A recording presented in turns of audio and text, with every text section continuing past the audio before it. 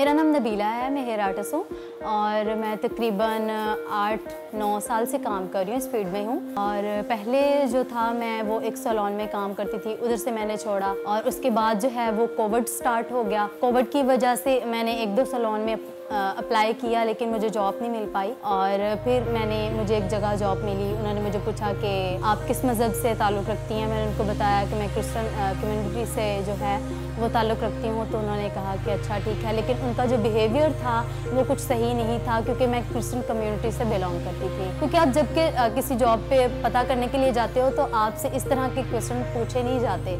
आपसे ये पूछा जाता है कि आप काम क्या करती हैं, कहाँ पे आपने जॉब की। तो मुझे भी थोड़ा ऑकवर्ड लगा कि मुझे तो कोविड की वजह से जॉब चाहिए थी। तो फिर मैंने वो जॉब कंटिन्यू की, लेकिन कुछ देर के बाद उन्होंने जो है मेरी सैलरी कम कर दी। उन्होंने बोल दिया कि मतलब कि कोविड है, हम आपको इतनी सैलरी नहीं दे सकते। जो क्रिश्चियन कम्युनिटी के साथ होता है वो अच्छा बिहेव नहीं किया जाता। फर्स्ट ऑफ ऑल ये होता है कि उनके सैलरी पैकेजेस अच्छे नहीं होते, जबकि मुस्लिम कम्युनिटी के जो लोग हमारे साथ होते हैं उनके पैकेजेस हमसे ज़्यादा होते हैं। क्यों? क्योंकि जब हमसे पूछा जाता है कि आप क्रिश्चियन कम्युनिटी से बिलोंग करती हैं तो इफेक्ट जो है फ़ौरन हमारी सैलरी पे आता है।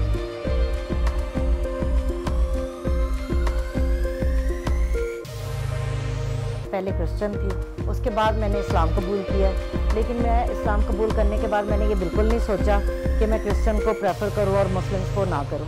मेरे लिए दोनों इक्वल हैं, इसलिए कि मैं इंसान हूँ। हिंदू क्या, सिख क्या, ईसाई क्या, छोड़ दें इस चीज़ को।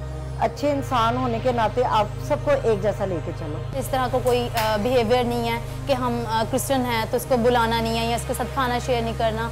इस तरह की कोई भी चीज़ नहीं है। वो हमारे साथ बहुत अच्छे तरीके से रहते हैं, बल्कि हम लोग इस तरह से रहते हैं जैसे कि हम अपने सके बहन भाई हों या हम फ्रेंड्स हों। मिलजुल के रहेंगे तो आपके दिमाग से ये चीज़ निकल जाएगी कि आप क्रिश्चियन है या सिख हैं या ईसाई हैं या शिया है या सुन्नी है, जो भी आप, वो छोड़ दें उस बात को। बस प्यार मोहब्बत से रहना चाहिए।